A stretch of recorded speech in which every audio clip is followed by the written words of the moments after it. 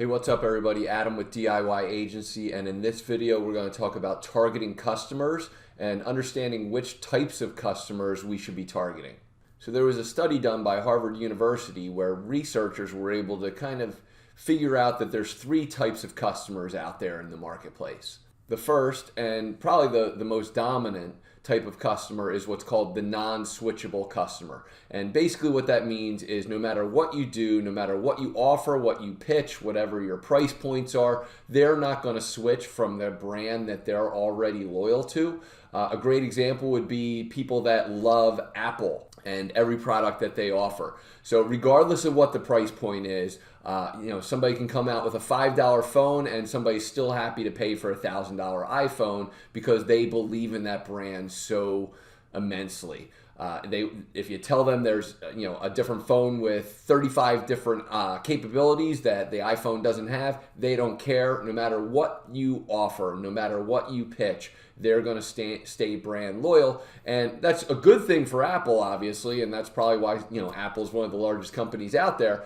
However, it's really difficult to sell that customer. So if you're in the marketplace of selling phones, for example, this type of person will never ever change no matter what you sell. So you might as well just wipe them off your prospect list. The second type is what's considered a switchable prospect or a switchable customer. And these are obviously a good opportunity to target because they are willing to listen to whatever your strategy is, your pitch is, your price point is, and be willing to change brands based on what they learn.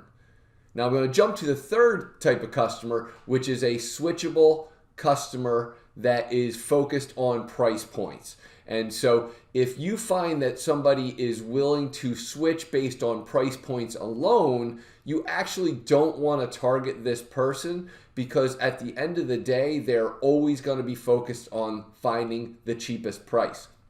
Doesn't matter how good your customer service is, doesn't matter how good your product is, they're looking for the cheapest product or price point they can find, and so there'll be zero brand loyalty based on that. So if you're offering a service, if you're offering a product, whatever it might be, you never want to focus on price point alone because those types of people are never going to be brand loyal and stick with you throughout. So what this really means is that what we want to do is stick with the right messaging and don't change your sales pitch, your messaging, your focus to try and reach anybody other than the people that are willing to listen and not focused on price point.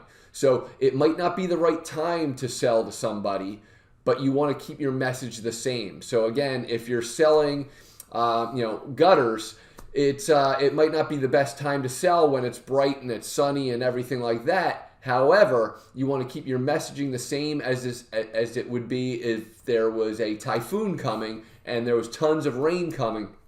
The messaging should be the same on rainy days or sunny days because again, those buyers are willing to switch when the time is right for them. So the messaging has to be right for them, but it doesn't necessarily mean that you want to change your tune, your sales message to try and fit those people. They're going to buy when the time's right regardless of your message. So keep your message consistent on your product or your service offering and not focused on price. And again, don't try and persuade somebody that's never going to change because they're loyal to their brand already. So hopefully this gave you some insight into the mentality of a sales process, but most importantly, wanted to just talk about the three different types of customers that are out there and the ones that you should be targeting with your marketing messages and most importantly, your marketing dollars. As always, if you've found some value here, please like or subscribe. And if you have any questions or comments, I'd love to hear from them. So just drop a comment below. Looking forward to talking to you in the next video.